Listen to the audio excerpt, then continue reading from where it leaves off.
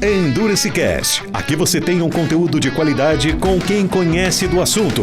Entrevistas exclusivas, convidados especiais, discussões de artigos e muito mais sobre todo o esporte de endurance. Apresentação: professor Sandro Rodrigues. Endurance Cast. Confira. Salve, salve amigos do Endurance Cast. Estamos de volta para mais um episódio de um programa que está há 5 anos no ar, então é muito fácil a gente achar podcast, surge um a cada dia. Agora, a regularidade de ter um hobby que dá preju, né? Mas que... e hoje tem tudo a ver com preju, com hobby, porque eu trago um cara aqui que eu sou fã, que eu sei que ele é apaixonado pela profissão como eu. É um dos presentes que o podcast me deu, de poder dar um abraço presencial nesse cara aqui, para falar de uma temática que para o Endurance o pessoal adora muito. Esse cara eu admiro demais, muitos amigos em comum, é uma referência e eu admiro de longa data mesmo, não é falsa demagogia não, Fer. Então eu trago aqui o Catanho. Hello, hello, hello! Então eu trago para falar sobre zona de treinamento e a gente... Antes de começar esse bate-papo descontraído, mas com muito conteúdo, queria, Fer, que você desse as boas-vindas pessoal e falasse um pouquinho de você, como você entrou na área, qual a sua relação com Endurance ou não. Conta um pouquinho da sua história. Obrigado, viu, irmão? Sou seu fã. Obrigado pelo convite, né? Boa tarde, bom dia, boa noite a todos. Sandro, obrigado, valeu. Acho que é sempre importante a gente criar contexto, né? O que esse sujeito careca veio fazer aqui, da onde que ele veio. Aquela história de que a educação física escolhe a gente, né? A educação física me escolheu, mas acho que o profissional também tem que escolher a educação física, né? A gente estava conversando um pouquinho antes de entrar no ar. Eu acho que a ideia é o propósito, né? Então, assim, o propósito de trabalhar com a educação física vai te levando aos caminhos e me fez chegar até o Endurance. Propósito no sentido de que eu acho que valorizar aquilo que a gente fez para se formar. Então, assim, trabalhar com a saúde das pessoas. Quem está aí ouvindo... Obviamente, pratica uma modalidade esportiva, muitas vezes com fins de performance, desempenho, de ser melhor do que ele foi, de se comparar a outros, mas, acima de tudo, para melhorar a saúde. A saúde clínica, a saúde psicológica, a saúde morfológica, a saúde funcional, né? Por que não? A saúde do colesterol, a saúde da glicemia, a saúde da pressão, a saúde da psique, da depressão, a saúde do VO2, a saúde dos limiares, né? A saúde da composição corporal, da barriga de chope. Então, acho que é isso, é o propósito. O que me traz aqui para conversar com você é dialogar com as pessoas, junto contigo, a respeito de promoção da saúde. Acho que esse é o maior quê da nossa profissão, promoção de saúde. Obrigado. Valeu, velho. Então, assim, entre o meio e o fim, né? Essa é a grande temática. Às vezes as pessoas estão preocupadas com o meio e a gente que é da área, o que realmente interessa é o fim. E aí, para continuar, fala um pouquinho da sua história, da sua formação. Perfeito. E da sua relação com o esporte. Se você é da turma que sangra também para sentir, se você qual o seu esporte de referência e a sua trajetória no esporte aqui. Perfeito. Eu venho da graduação em Educação Física, fiz o doutorado direto, depois o pós-doutorado no Laboratório de Bioquímica do Exercício da Unicamp, no Labex da Unicamp. Então, eu começo a minha trajetória em 1999, termino essa trajetória dentro da Unicamp em 2014. Então, praticamente aí, contando o ano de entrada, o ano de saída, 16 anos, nessa labuta aí, estudando um pouquinho de fisiologia do exercício, bioquímica do exercício. E já em 2004, as minhas primeiras experiências com a prescrição do treinamento e o Endurance mais para valer de 2008 em diante, que eu comecei a prescrever Endurance. Correr eu corro desde sempre, mesmo com o meu joelho na funilaria aqui, eu corro desde sempre, desde que eu me conheço por gente, jogo futebol, corro, mas a sistematização do estudo começa em 99, no primeiro ano da faculdade da Unicamp, aqui, e em 2008 para frente, com prescrição para sujeitos que queriam primeiro correr, depois eu acabei me envolvendo um pouquinho com sujeitos que faziam triatlon, e hoje eu trabalho bastante com sujeitos da natação, né? Além de corredores, sujeitos da natação. É isso. Sensacional, a gente tem muitos amigos em comum, né? Falamos aqui do Ulisses, do Thiago Lourenço, né? De muita gente e assim, a admiração que eu tenho, eu não sabia que você estava tão próximo assim, sabia da educação física, do estudo que a gente vai falar, da parte metabólica, de zona de treinamento, mas do Endurance, e a gente conversou pouco assim, mas eu vou te arrastar para pós lá do Valorize, porque você é muito bom. Eu vejo em você, Fer, mesmo não assistindo aula sua, mas assim, eu vejo uma empatia porque assim, tem muita gente dando aula que é muito bom tecnicamente, mas ele não tem o dom da docência, entendeu? Ele não tem o tesão em Sim, transmitir, né? Então, sim, esses professores são raros, esses professores que me inspiraram e fazem a diferença. Então, a sem gente que dúvida. tem o prazer de passar, que o aluno tá ali, que você não precisa obrigar a presença, e me vejo muito em você também, Amém. nesse sentido. Então, por isso eu não sei como depois a gente vai continuar o papo, eu vou te arrastar para a pós. Tudo bem. Bom, mas a temática hoje é muito importante. Eu estava falando para você que além dos técnicos, né, que nos ouvem, que é bastante gente pela minha veia acadêmica e de pesquisa também, mas também eu sou atleta e proprietário e diretor de uma assessoria esportiva de triatlo. Então, a zona de treinamento é um tema. É simples, mas é polêmico, né? Sim, Porque, sem dúvida. assim, eu acho que os dois extremos de você levar a zona a todo custo é ruim e você negligenciar a zona e assim como a periodização também Perfeitamente. é tão ruim quanto. Então, assim, não só para o professor, mas para a gente começar do começo e os caras que são atleta ter vontade de continuar ligado no nosso episódio, até porque temos um professor didático aqui, para esse cara leigo, assim, o que é zona de treinamento? Que zona é essa zona de treinamento, né, Sandro? Eu acho que parte disso, né? Parte muito de uma confusão, né? O zoneamento é como se você olhasse para uma cidade e percebesse que ali existem bairros. Então você ou está na zona leste, ou na zona norte, ou na zona sul, ou na zona oeste. As zonas de treinamento, elas visam contextualizar a sua condição em cada região do teu domínio de intensidade, seja correndo, nadando ou pedalando, basicamente. Ou remando. fazendo outra coisa, alguma Enfim, atividade cíclica, né? Exatamente. Qualquer atividade cíclica, movimento que se repete. Então, assim, se a gente olhar desde os primórdios até hoje em dia, já diria a música, leve, moderado e intenso. Então, se a gente conseguir, basicamente, conseguir distinguir 3 zonas que você pode desportivizar no endurance, já está de bom tamanho. Domínio leve ou zona leve, domínio moderado e domínio intenso. E o próprio nome já diz um pouco sobre os métodos que estão por detrás de cada um desses domínios. Aquilo que é leve, tecnicamente, você consegue suportar por mais tempo. Então, são aqueles métodos que olham com muito gosto para o volume, para os tempos prolongados, para os longões da vida, para as distâncias prolongadas. O moderado já começa a fazer com que você ouça um pouquinho da música do Mamonas Assassinas, eu brinco, né? Dê um selinho na Hebe Camargo, porque você já começa a intrigar mais o seu organismo, apresentando para ele, obviamente, também um novo departamento de adaptações, porque te tira de uma zona de conforto. E o domínio intenso, o terceiro domínio, esse é um domínio que se discute muito hoje nas metodologias, principalmente as polarizadas, né? Eu costumo brincar se o leve é o 13, o intenso é o 22. Então, assim, com todo respeito, efetivamente é um domínio que te tira definitivamente da zona de conforto. E que, óbvio, que vai suscitar no seu organismo adaptações que o leve e o moderado também te trazem.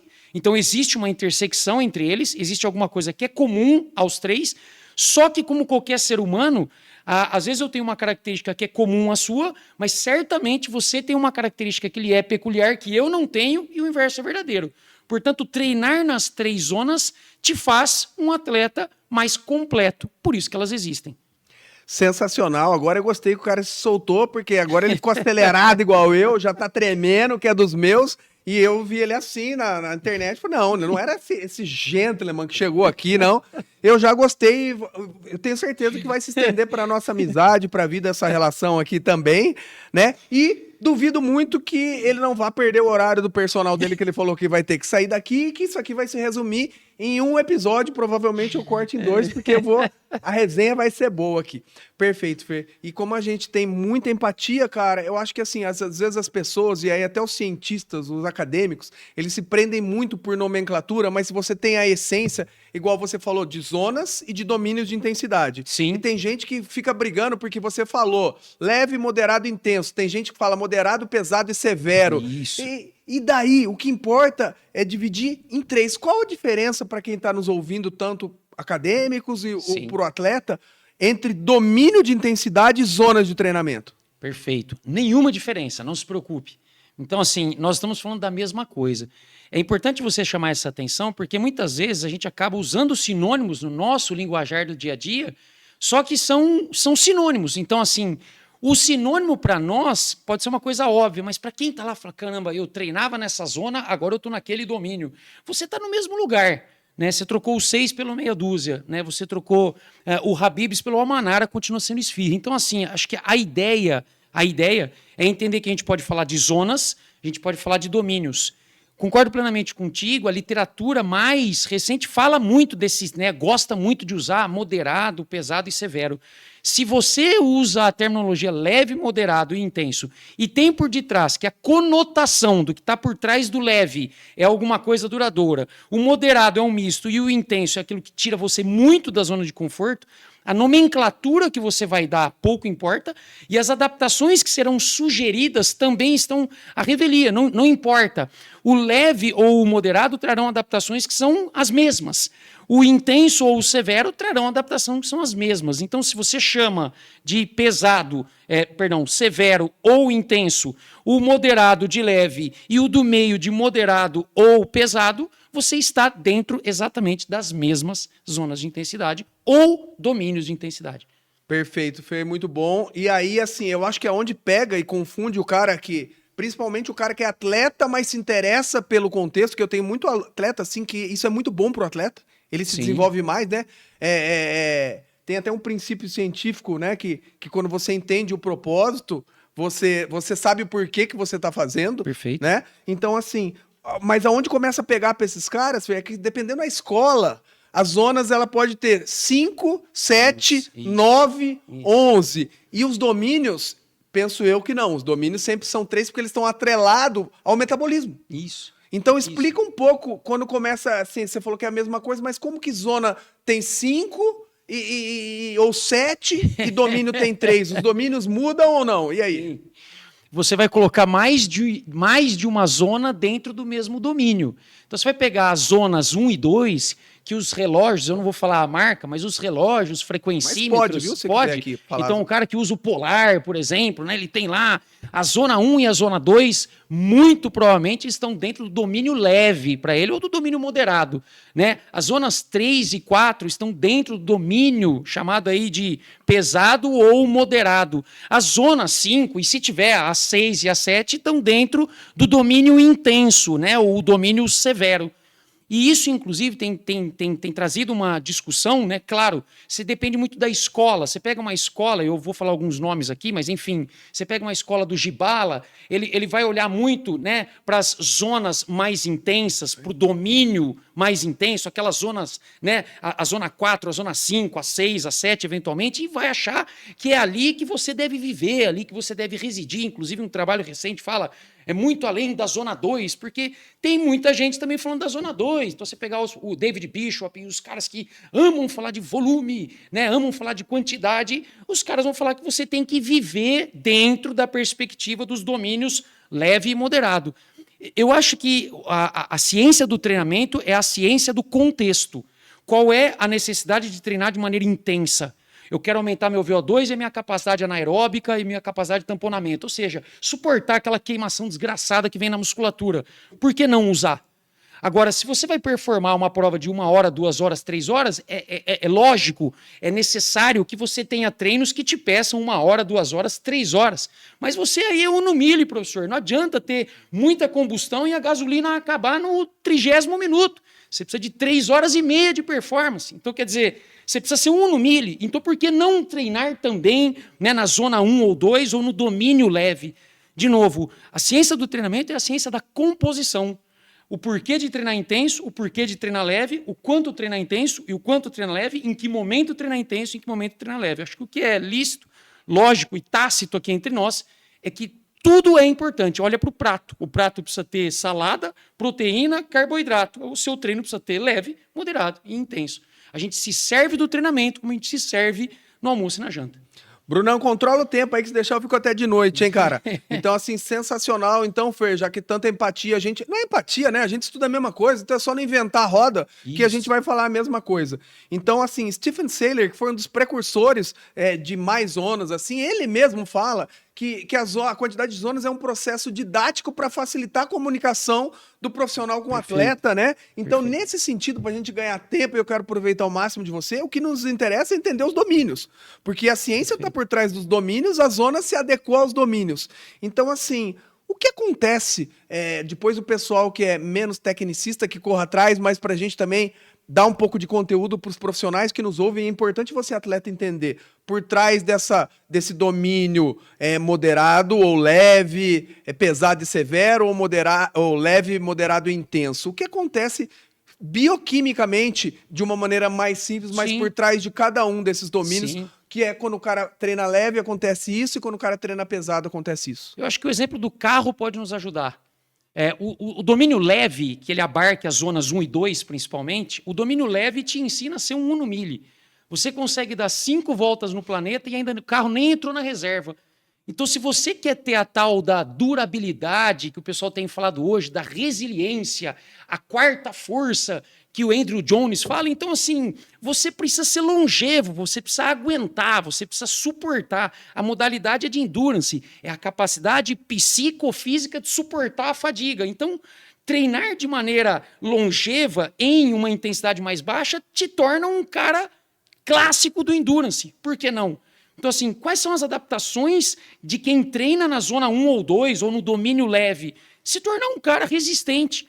Usar muito ácido graxo como fonte de energia, queimar muita gordura como fonte de energia, adaptar pra caramba as mitocôndrias, que são as usinas que produzem muita energia de maneira aeróbica, fazer muito vaso sanguíneo, que é para poder fazer chegar sangue, nutriente no músculo esquelético, melhorar a capacidade de troca ventilatória. Então, assim, é te fazer longevo, é te fazer suportar por muito tempo, porém numa intensidade menor. Você é uno mille. Vamos para o outro lado, que talvez fique mais fácil, professor. Se a gente vai lá virar Audi 2.6, biturbo, TT, acelerando, é óbvio que com uma acelerada no Audi, em 20 minutos, talvez o treino já tenha acabado. Então, o domínio intenso, as zonas mais altas, zona 4, zona 5, zona 6, zona 7, quantas que você queira colocar, essas te ensinam a ser um cara intenso. Cara intenso é olhar para o teu músculo e falar assim, pô, precisa de mais estoque energético que garante intensidade aqui, fosfocreatina, glicogênio, por isso precisa comer carboidrato, né? Capacidade de tamponamento. Na hora que está queimando a musculatura, você melhora a capacidade de lidar com essa queimação. Eu brinco assim, a polícia fica boa se tiver bastante assaltante, se tiver bastante bandido.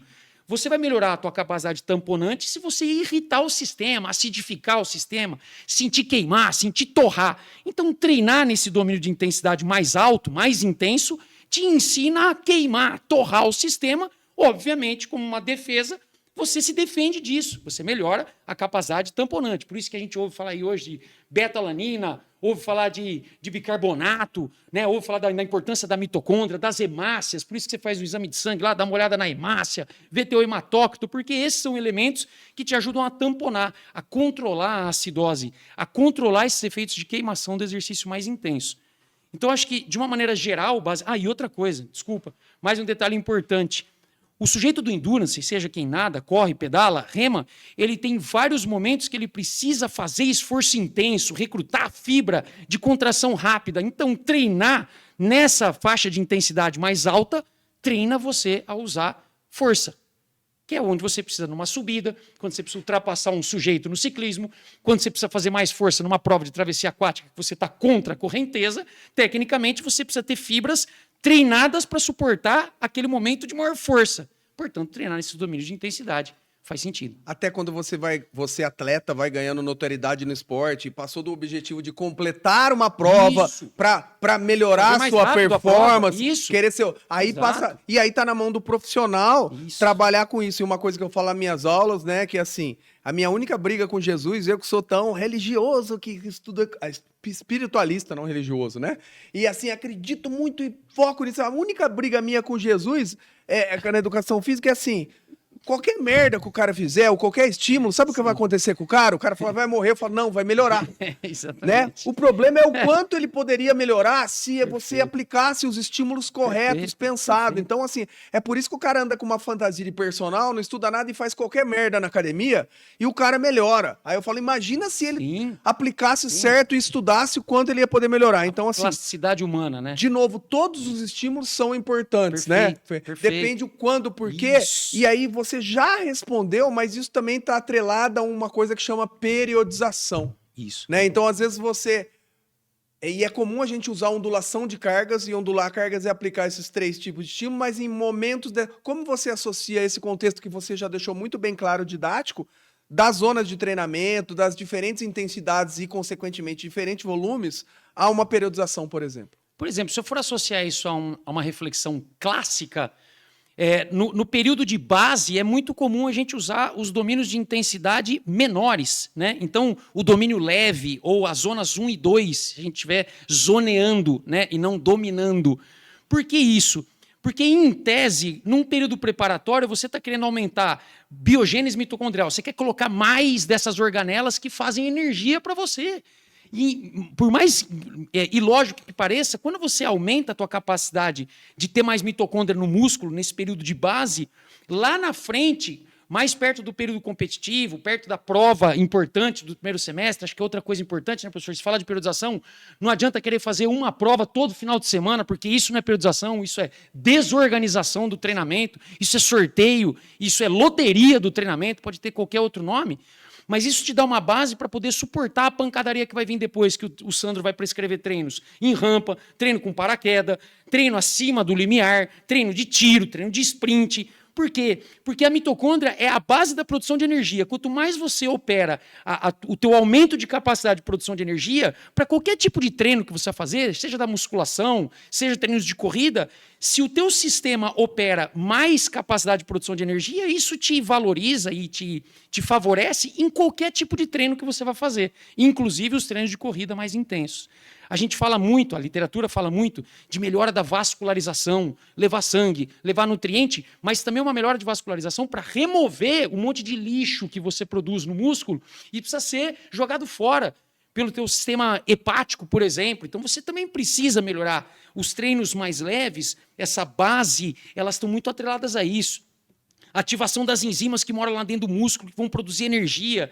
Então, assim, se eu for responder a tua pergunta de uma maneira clássica, esse período de base muito atrelado ao volume. E conforme a gente vai se aproximando das competições principais ou da competição principal, a gente vai tirando um pouquinho dessa quantidade, a gente vai tirando um pouquinho dessa metragem ou dessa minutagem e vai colocando um pouco mais o foco ou nas zonas, se a gente chamar por zonas, as zonas 4, 5, 6 ou 7, ou no domínio mais intenso.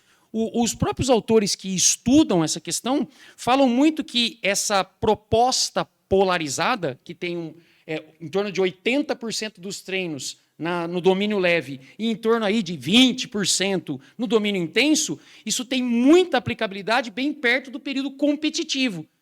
Então, assim, o único risco que eu acredito de usar muito domínio intenso, zonas muito altas, no começo de um processo de preparação, é machucar o sujeito. Ótimo. E aí, muito didático, muito claro. E eu tenho até outra pergunta, vamos ver se eu não esqueço, porque você encaixou bem agora, já que você falou. Então, assim, existe um contexto para quem segue algumas escolas, e assim, para mim, de novo, cai no contexto de nomenclatura, porque você está aplicando ciência. Que você falou do clássico e o nome, justamente periodização clássica, e agora tem o nome gourmetizado de uma coisa ao contrário, que é a periodização reversa. Isso. Que é justamente esse contexto que você falou. Então, existe algum momento para algumas pessoas ou para alguns fins que você inverter esse contexto, sim, passa só que isso aqui não é nomenclatura, o cara não escolhe, é porque a pessoa ou a prova pedem isso. E não dá para você fazer de outro jeito. Consegue didatizar isso aí? Claro. Porque, assim, imagina que você já passou, imagina que nós estamos num período do ano mais avançado. Então, ao invés de estar... Hoje a nossa conversa está acontecendo em fevereiro. Imagina que o teu atleta já está contextualizado no ano em agosto, setembro do ano. Ele já tem uma base. A metodologia de periodização reversa, na minha opinião, ela tem muito sentido, onde você vai aumentando o volume de trabalho e não diminuindo o volume de trabalho, exatamente quando você tem uma necessidade. Então, assim, olha, o sujeito vai percorrer no segundo semestre uma prova extremamente longa, a maior prova do ano, seja do triatlon, seja da natação, da travessia. Eu estou com 2 casos agora de sujeitos que vão performar a 14 bis no dia 7 de novembro, vão ter que nadar 24 quilômetros. É muito provável que nós vamos fazer uma periodização onde o approach para essa prova seja um approach de aumento de volume a ser nadado, e não de diminuição, porque a prova vai pedir isso. Então, eu vou levar esse caráter de especificidade para mais perto da competição. Se a competição é uma competição mais veloz, a gente pode assumir uma ideia mais linear clássica. Se a competição ela é mais duradoura, maior, mais comprida, a gente pode inverter o conceito. O que importa é, vamos levar para perto da competição aquilo que é mais específico. Acho que essa é a ideia. Perfeito. Então, de novo, é o problema de que quem entende não precisa nem saber, nem usar nome nenhum, né? Isso. Então, assim, como você falou, tem período base específico. O período específico, o nome já fala, é específico para as capacidades, as valências físicas, a via energética que a modalidade alvo necessita. Então, se eu sou um cara que vou fazer um Ironman, então, assim, eu preciso ganhar volume no mais perto da prova. Então, assim, faz todo o contexto. E aí, obviamente, que a encruzilhada que nós entramos é quando aparece os artistas dos alunos, que o cara não fez nenhuma prova, não tem lastro nenhum com a modalidade, e fala pra gente que se inscreveu para um Ironman, daqui 6 meses ele não sabe andar de bicicleta e nadar. Perfeito. Aí ferrou geral, né? Perfeito, perfeito. De novo, eu acho que tá tudo atrelado também à experiência de quem pratica. Então, assim, o sujeito já fez quantos Ironmans na vida dele, né? Então, assim, eu sempre digo isso ao aluno. Qual é a tua experiência com aquilo que você está me pedindo? Eu quero correr uma maratona. Quantas maratonas você já correu? Porque se o sujeito fala para mim, eu já tive um aluno, hoje ele não é mais meu aluno, ele tinha 62 anos à época, ele já tinha feito, quando me procurou, 65 maratonas, quando ele me procurou. Então é óbvio que esse aluno me permite um approach para as provas diferentes, porque ele traz um background, um lastro, né? Ele traz um histórico extremamente favorável. E às vezes a gente fazia uma preparação para a prova que não envolvia um aumento significativo de volume próximo da prova, porque ele tinha tantas provas no currículo que eu não precisava fazer isso. Agora, um sujeito que tem um baixíssimo histórico de treinamento, fala para você, eu quero fazer uma maratona daqui a 1 ano, provavelmente, e que ele tem 1 ou 2 maratonas no currículo. Muito provavelmente eu vou ter que apresentar para ele o osso duro de roer. Você vai ter que correr, você vai ter que nadar, você vai ter que pedalar, porque senão você vai chegar lá e você vai experimentar na competição aquilo que você treina. Se você não colocou volume, como é que você vai desempenhar volume? Acho que é isso. Com pessoas que sabem o mínimo, né? Então, assim, a grande tristeza começou a virar desabafo e o papo fica bom assim, né? Que eu tenho, às vezes, com a educação física. Salve, salve, pessoal! Que episódio fantástico com o Fernando. Tenho certeza que todo mundo está delirando. Muita informação sobre essa temática tão relevante que vocês tanto pedem, como zonas de treinamento. Então aqui nós dividimos em 2 partes para você se apropriar, aplicar os conceitos, e semana que vem voltamos com a continuação e a etapa final desse episódio incrível. É nóis!